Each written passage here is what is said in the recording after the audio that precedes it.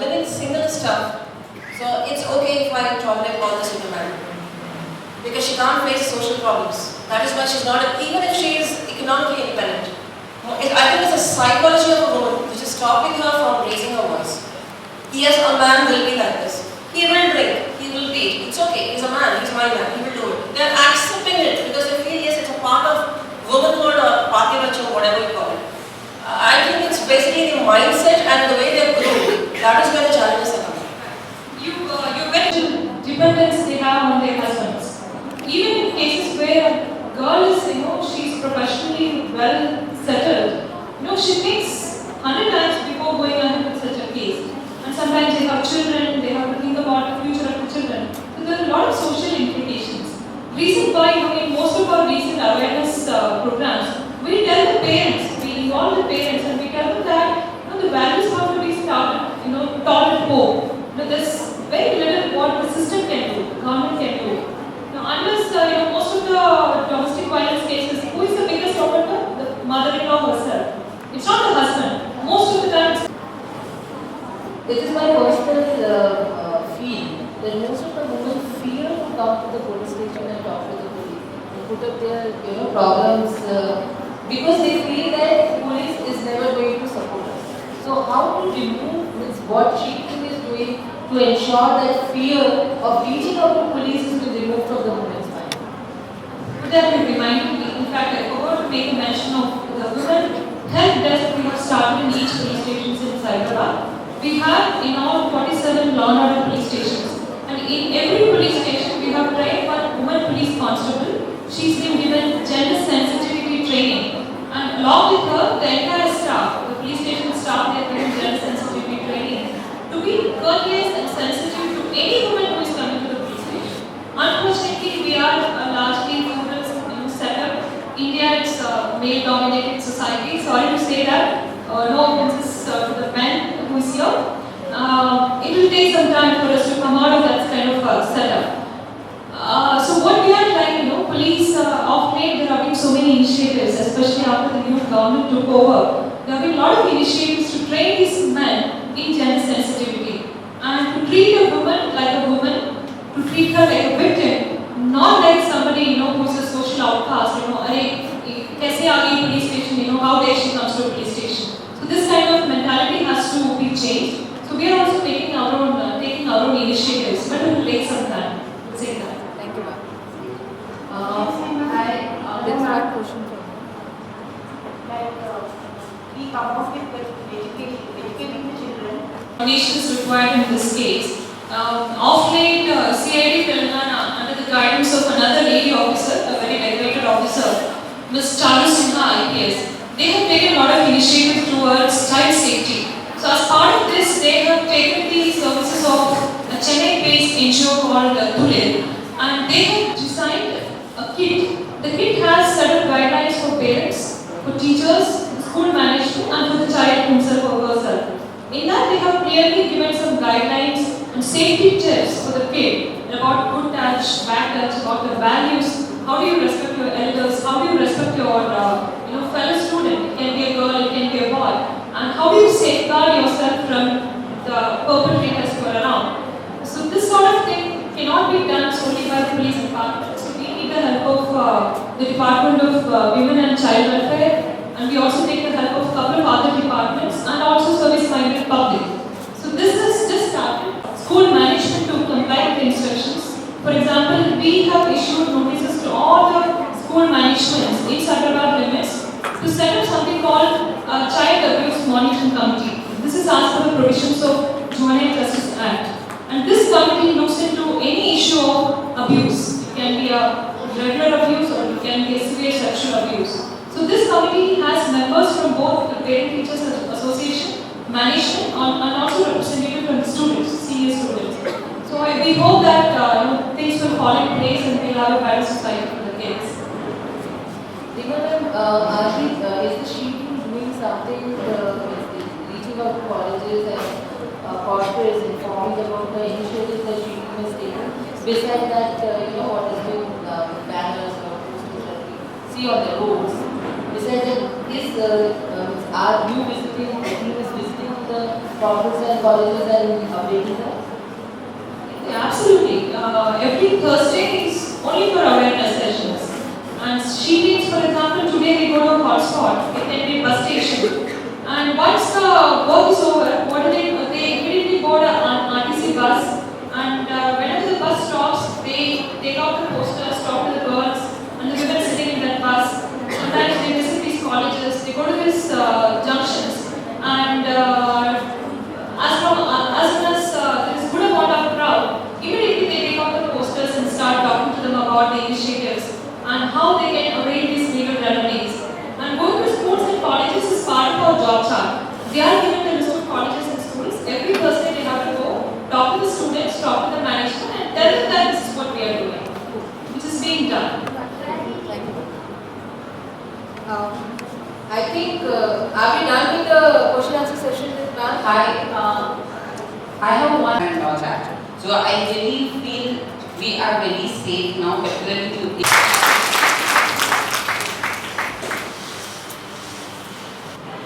Excuse me, ma'am, I have small research. Maybe we can take as a request or question. How do we approach? And what are all the other alternative ways for the police department is having to rescue the women and it is lodging the complaint with the guys? Okay. Do you have a mobile phone? Of course. You have a mobile phone. Yes. Do you use WhatsApp? Yes. Okay, you can note down the number. All of you who are here. It's 9494 9490 61 7444. This number is given to the entire public. Whenever you see something like that, immediately take a picture of the car and send this to this number, along with the details and also the location if that's possible. You can send the coordinates also if that is possible. And this is part of this Citizen Police Connect program, which was initiated by CP Sarvara, Mr. Anand IAS. So as soon as we get a complaint, this details will be given to the local traffic component and they take action on this. He will not even realize that he's been already issued a challan. Challan will go to his address.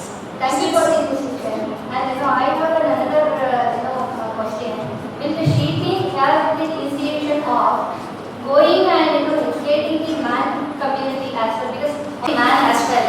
Because they always fly on their muscle powers. Women are weak on the muscle power. So they are always dominating on the muscle power. So how do we control on the muscle power? Or this initiation is reaching them as well? We try to get the boys more in number than the girls. And in public places also we try to address the men. And in fact, if you look at my team, there are more number of men than women in my she teams. When a man talks about the cause of women's safety, the message is stronger. So we are already taking care of that. Thank you, ma'am. Throughout the questions and then giving them responses that are helpful and useful to them. And now is the time to invite our founder, the founder of FIGA, who is also a chairman of FIGA. She is the founder and chairman of FIGA and also MD of Horizon Business Services Private Limited. And is an HR professional with 20 years professional expertise in operations, strategic relationship management, business planning and development, training and development, personal management and extensive experience that encompasses corporate HR practices and recruitment for US, UK and Indian market, exploring all industry verticals. Her enthusiasm is a virtue of FIGA which ignites all of our spirits jointly towards FIGA's vision of empowering women, children and old age. May I request, ladies and gentlemen, please put your hands together for Sangeeta Verma, the founder and the chairman of FIGA. Well, first of all, I would like to thank all of you to spare time and being here with us.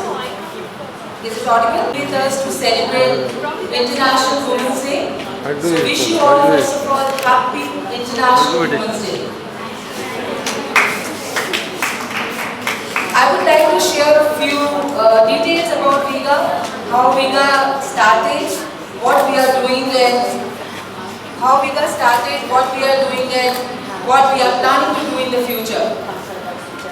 Viga is the initiative I started 2 years back with the thought of bringing working women challenges to a platform where it is audible.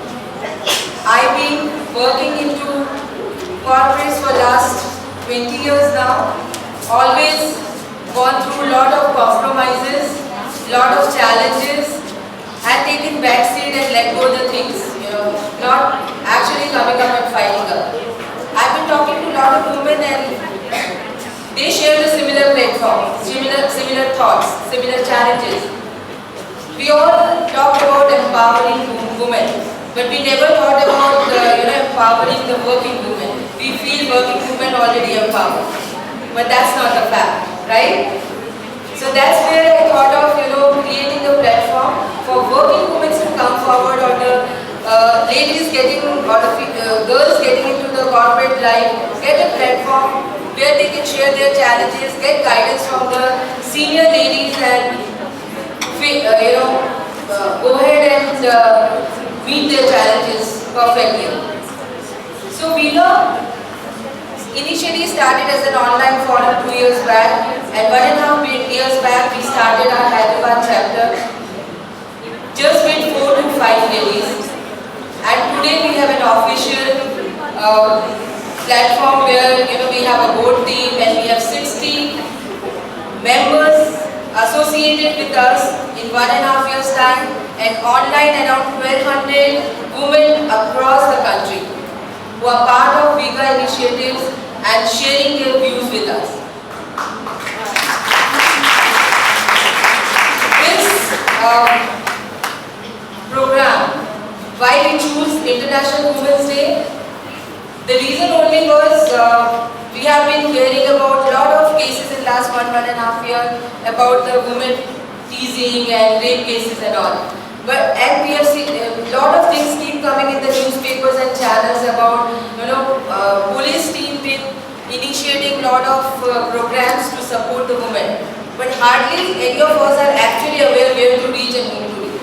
So that was the thought which I shared with Colonel Saxena, and we come together to create a platform to call the Cyberabad Police, Hyderabad Police, Team She all together on one platform and share their initiatives with us to ensure all of us are aware where to reach in emergency situations. I would only, all of them have shared a lot of information. The only request for all of you is please make use of it. Ensure that your voice is audible. You can reach Viga team anytime. We will take it forward if required. We have the HR forum also in Viga team, which consisting of the lawyers as well as the HR professionals from corporate, where we take up the issues of women challenges in the corporate. We take it without their names being announced. We take it to their HRs and try to resolve it. So these are the few things we are doing. We are conducting a lot of workshops which are women-based, women empowerment-based and child welfare workshops. I keep posting it on our Viga page on Facebook and LinkedIn. I request all of you to please join us there and be part of the programs that we keep conducting. Henceforth, we have decided to have every 15 days one program coming up on either women empowerment or child welfare or for old age people. So I request all of